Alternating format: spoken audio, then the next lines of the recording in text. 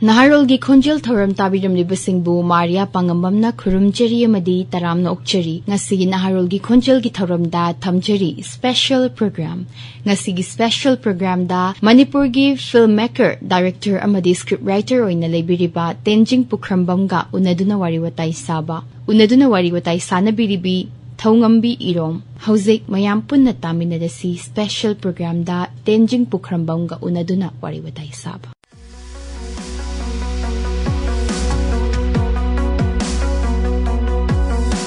Ngasi Naharolgi Khonjel Thoram asigidamagta ngasi aikogi studio da lengsinduna leibiriba si filmmaker director amadi scriptwriter oina leibiriba Tenjing Pukrambamni ahanba makta da Tenjing bu aikogi studio da amadi aikogi Naharolgi Khonjel Thoram asida taram okjari Tagasari Sumaina Tenjinga amutang wari sanajagi haidana ngajarakpase koirabane adubu ngasidi phangjari yam nungaijai wari se sanaba haudringagi mangoinana Tenjingi pokpham leifam aduga ima babungi mingna kari kauba aduga ichinawna kya suba habena chingba self introduction haijagada amatang thambiramna bahana haijari aigi ming dagi dum haujaraga aigi ming Tenjing Pukrambam aise sengmadi kakching chumnang le kai dagi ni adudagi haurukpani adu hojujikti ai lamfelsna ga thela leijari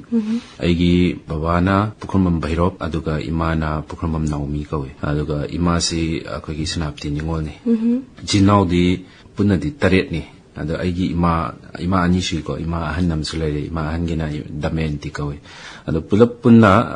ima hanoigi toroga moigi na mi manga akogi na ani punna taret aina taret subu aduna hojujiksi ai sengna profession haraga di PWD da junior engineer oina ai hojik tabuk pujari aduga mahana dagi su torok ko adum akogi script writing amadi akoi hojikna direction khara adum tawjari hai ta so in thamjari hoi yam nungai je aduga ngasai script writing amadi director oibi line se si changbidri kana mamang dadi kai kai tawbirami hadi akoina su ma'am am thina jare hai tare kai kai da hana tawbiramna haibada samlapam tang hana thambiyo aisi 2016 sida gi akogi yamba kachingdagi ni maso dagyananse mayamna sum ming tabiramani mase director oina dum lerami adu maga thengnajaraga mana modeling gi line jida hana ipushinbi adaga magi mana guide tawraga magi matamduda every album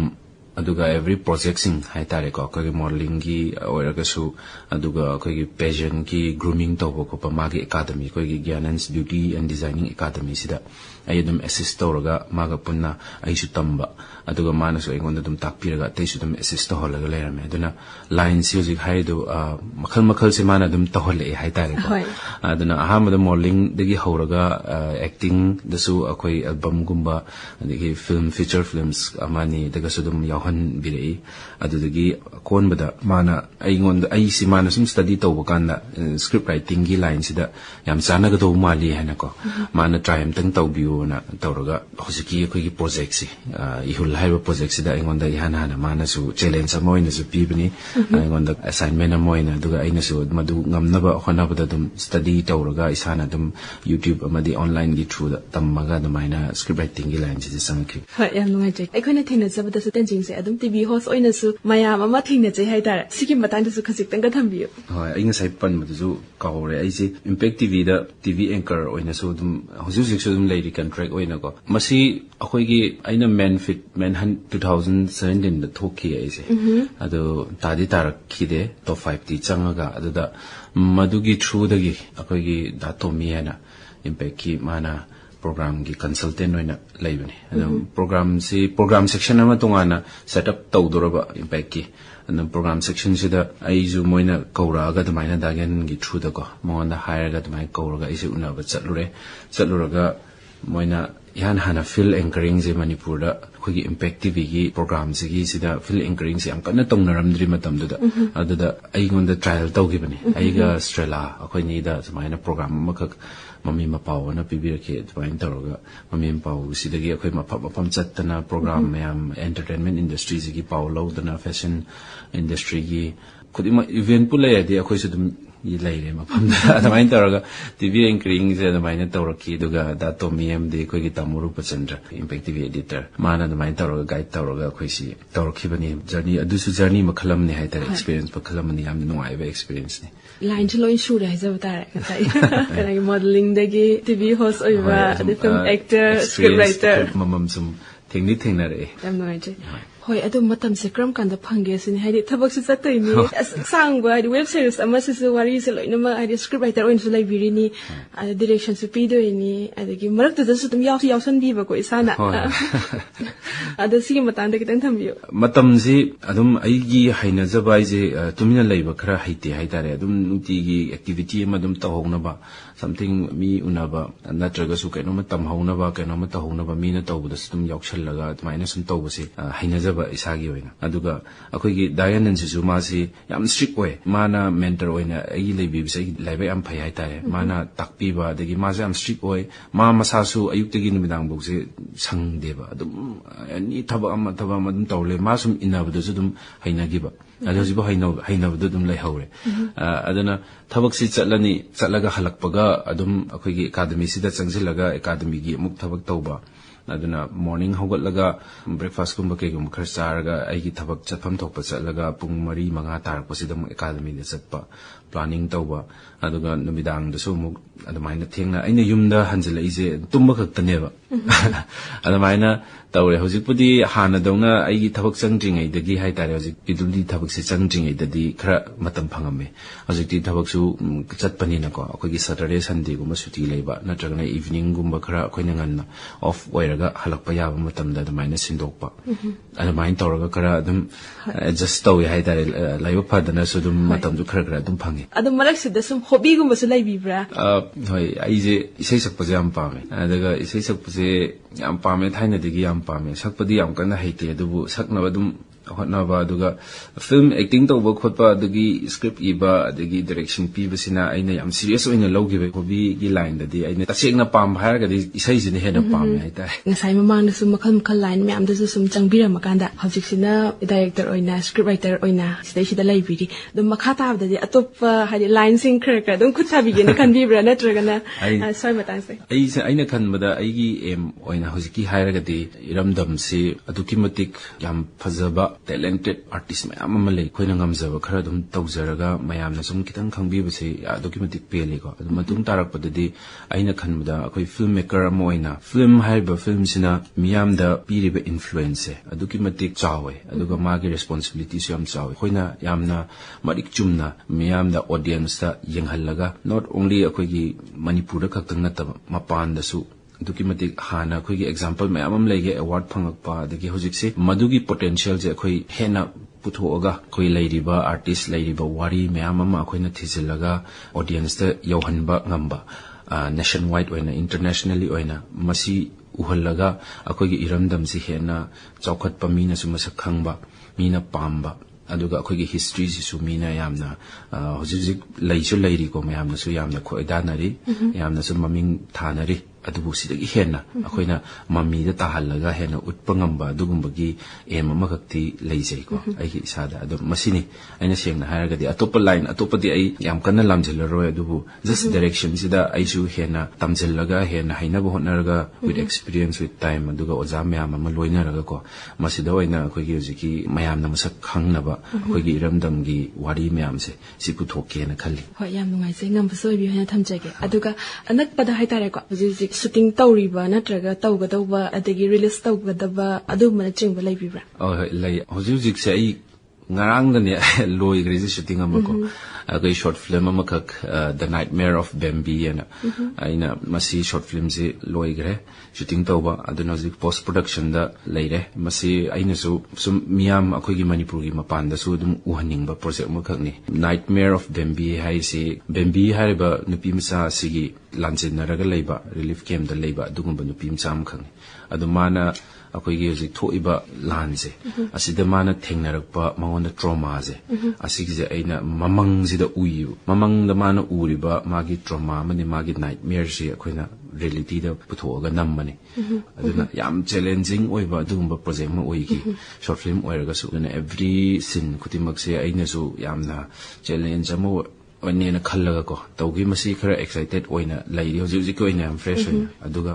sinpham mana web series amakaksu post production da leire masi na amuka akoigi naharon sing akoigi Manipur da leiriba larik ti tammuraba certificate pasana pairaba aduga loiraga Manipur da laaga mapalam da tamubo oiro every any line am da tamubo oiro moina laaga sida khoi thawak phangdabagi ko moina makhal challenges mayam ama thingnabado magi sinpham je phangnaba hotnabada aduga leiriba hojiki akoigi chingdagi lakpa imphal da laaga tamba lakpa sigum mayam se akoina mix tawraga makhal je thijillaga chawrokpa akoina mami amtang mayam da utpa ngambre yengsi na damaina try tawgiba project makhani masisu leiri sigi matungda Mona hana project amakak si kana writing stage lay masina kitang body shaming hai tare ko nupimsa amada magi massage chawbagi noibagi adugi hujuk mayam lainari ba trend hai tare phajabagi Instagram gi reels ki matamni mayam na yamna khoidana rabako adugi khoigi social media gi matam adugi matam da nupimsa amakak magonda anaba mayam ma leibadagi hai tare massage chawrga noiraga leibudu mana face tawba challenges mayam gi matang do oigani mona hairiba film sina adamaina leiri yamna sunungai gani hana khanse aduga makha tara podong la chaning base karam ba theme sing hai tare had genre haigadra karam badana hena work to base nungai je hena khan bige aduga karam ba sing hena so taw pining base genre je makhal se loina mak akoi try di dum tawning bodi phawe aduga khoigi romance kumba kai gumba da sudum try di tawbre dubu aina khoi digi pamjaba genres di drama hai tare ko natraga su real life based oibase film gumba yengma tan based on real true events or based on true incident ka thara adi ingon hen yam interest way ko aduna mayam asingu thokiba wari daga mingon da wari je hena touch to ba hena inspiring way ba adugumba topics ne hena interest way aduna sigum je khara yam hena ingon pining ba project se sigum way tar ga di hena interest way ba mdi way horror simasu yam interesting way aduma masisu dum tungda thriller gum horror gum se try to gen khali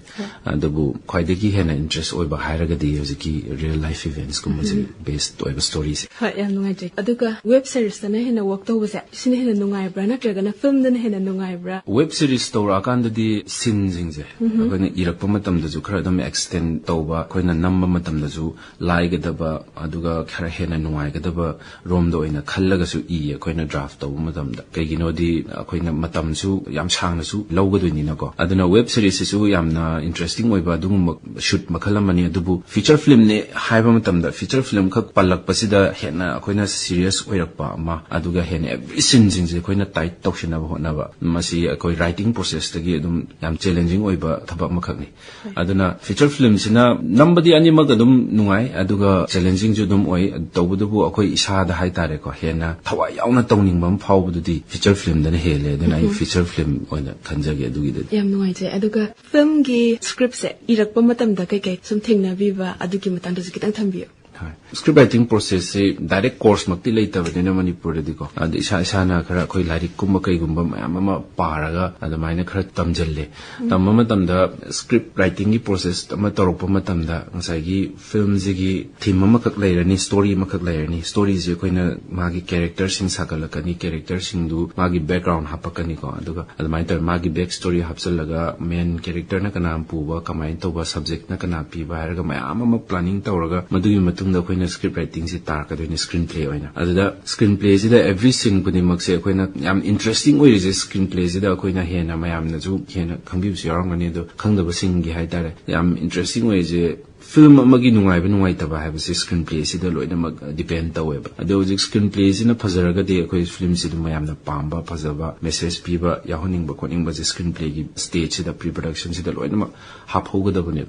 akoi gi screenplay si da krai da gi hoba krai da loiba adu khak na taba hai tare akoi manung si da every scene ku dimak se for example je sagalak pa matam da akoi ni na je phami se scripted oi taraga di hai tare scripted oi taragadi character amam pire se ko example oina sum idea do mayam na khangnaba thongam bi se mayam na su yamna maming leiraba mayam na masa khangnaraba dugumba ko anchor amane ne lower se ba maina back story impire se daga ai sina dum mayam na su yamna khangnaba ko aduga sigi interview si mayam na audience amamna taga dorabani haibagi makak ohalla se ko adumaina background se saraga ajik script tawr doine ba sigi sensida adu interesting je kamai ohenni hairaga su makhal PBI ba life oina thare interview se thaba matamda tari ba mayam ji mi yam tare whole akoi state natraga nation je loina mak taraga leire ba live streaming je ada something turnover amalai hai tare ngasagi unexpectedly guest sina anchor si live tawringai manung se da ko adam nongmai ama puthoga ni khangde ma je adam hijack kumai da hijack inside the studio adamain tawraga demand khara tawba adugi mi do hajik direct phone tawraga wai sanaro ai maon da sisi magi aduga sum thijeluka na my back story je tam tam reveal tawrok pai da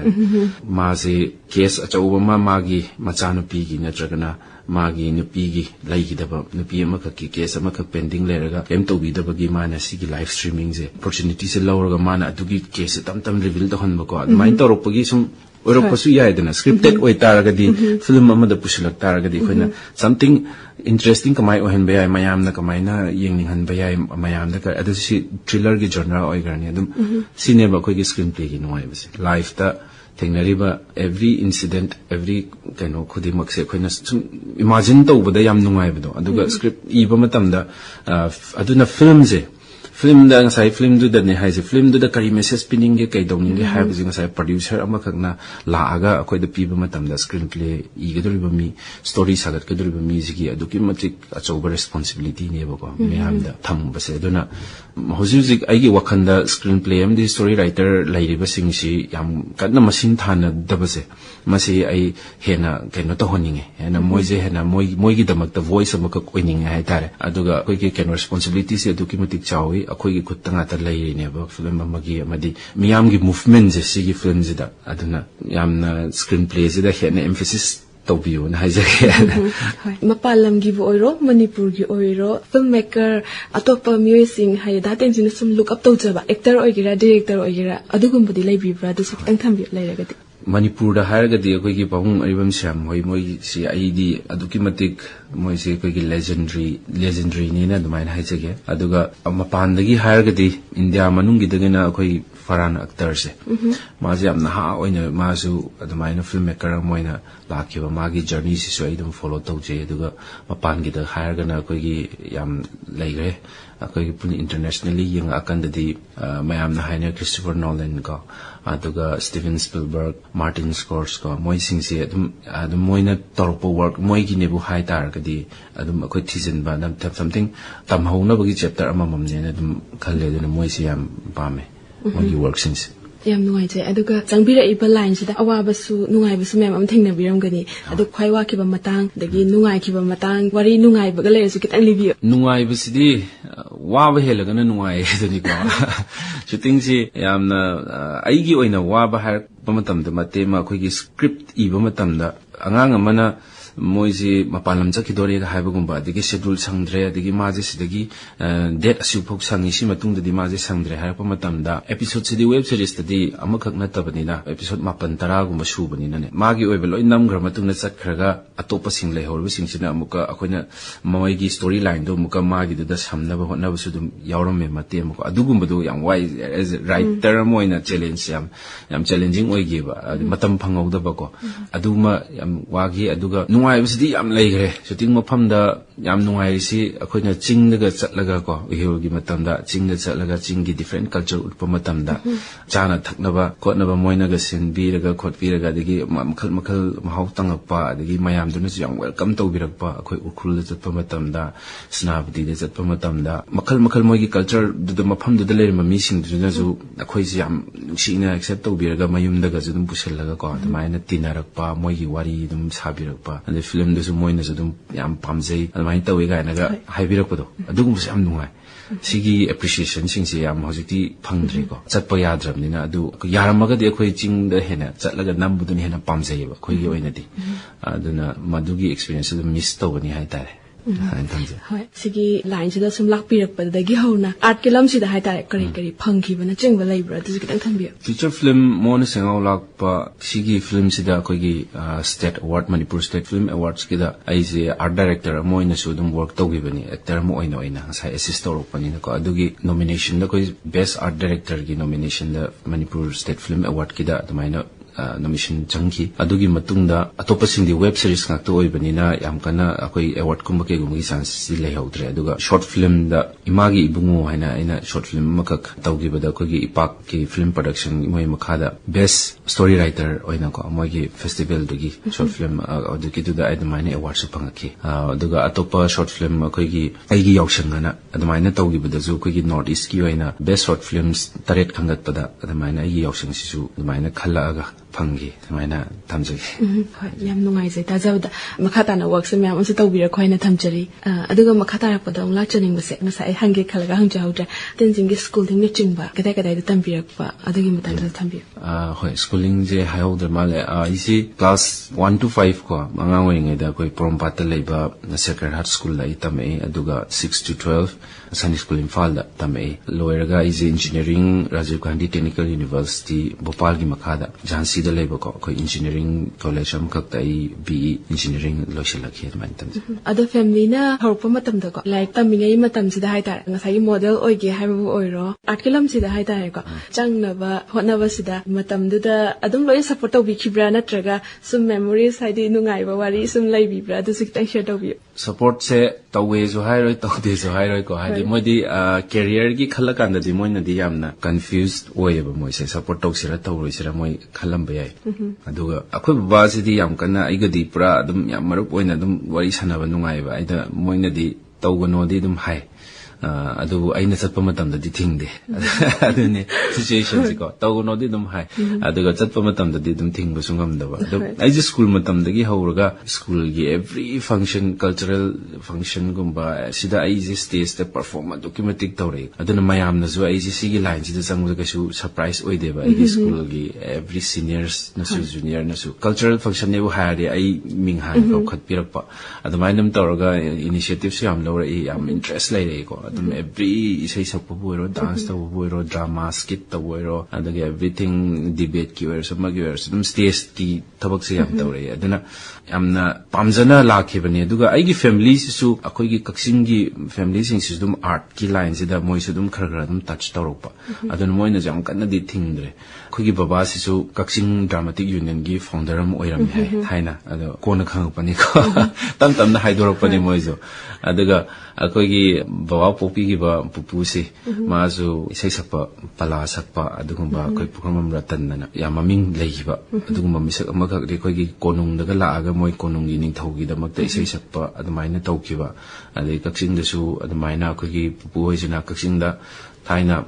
nong chu da bagi drought thoga leiba matamda moina kaksin gi turen sida phammaga koi pupu sina ko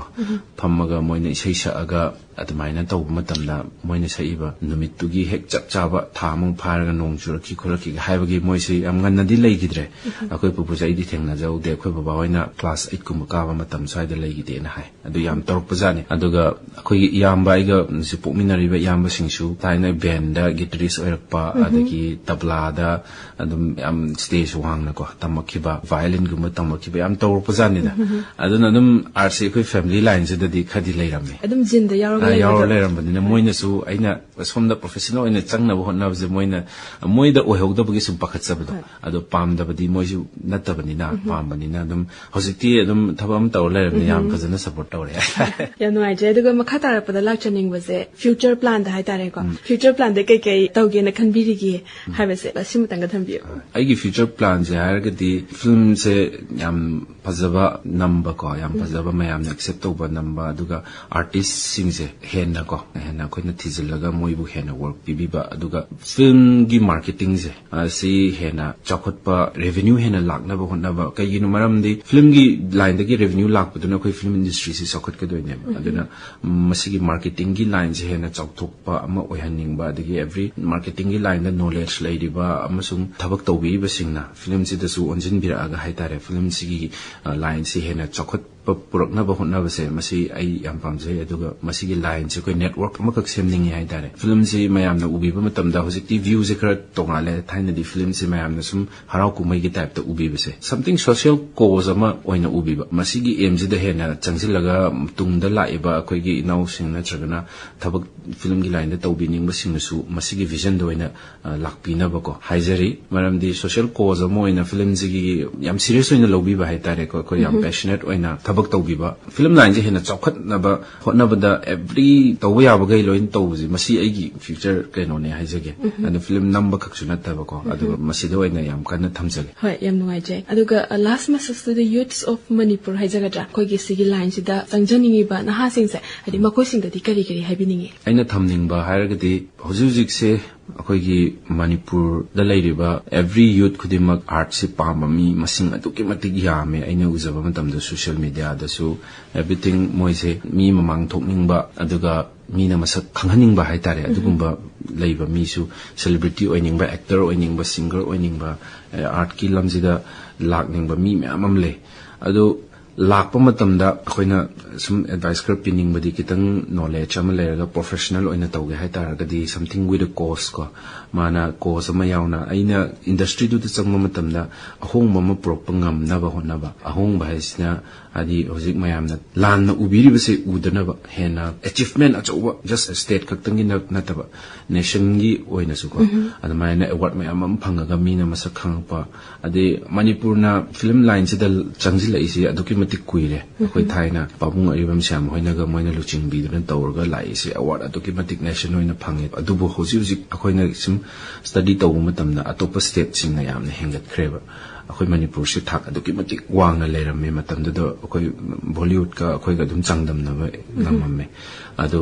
होय अखोइगी याम pick state अम खंगे दुगा technically याम शोले को अदुबु होजिक मेघालय अमदि नागालैंड अरुणाचल प्रदेश मोइसे अखोइदगी याम सोनथना एंटरटेनमेंट इंडस्ट्री सिददी लेहोबा दुंग स्टेट अमनी अदुबु होजिक येंगोबा मतमददि मोइना अखोइदगी ओवरटेक याम तौरबगी मोंग द लेरे अदुना मसिगी नॉलेज सिसु लेबिरगा हिस्ट्री सिसु थियोरिटिकली यामना फजना खंगबिरगा ओइना लाकबियु अदुगा प्रोफेशनल ओइना लेबियु याम कमिटमेंट अमखक यावना दुम थबक तुपुना तोंगिनासे मतंग ताना थबक तौरपा खुदिमक्तसु दुम अचीवमेंट मयाम अमा फंगनबा होनबा अदु just for the sake of entertainment खकिना तबको अदमाइना ओइना पुन्ना तोंगिनासियना थमजगे युथसिंग यामना मनुवाइजे डेंसिंग पुखरमबम गे सेकगे स्टूडियो द लिंबिरक्तना अखोइगा सुमाइना वारि वताइ साबगे चांस अमा फंगनबिबा हना हना थागचरी तुंगी लाइफ तसु हेन माइ पाकपा दु हजिक तौरिबा सिंगसिदगी म्याम अमा तौबा ngamba म्यामनसु हेन नुसिबिबा दुंबा मिसक अमा सुंसैसैदन ओइबिरो हाइबा वफमसि थमजरी याम नुंगाइजे अदो ngasi aibu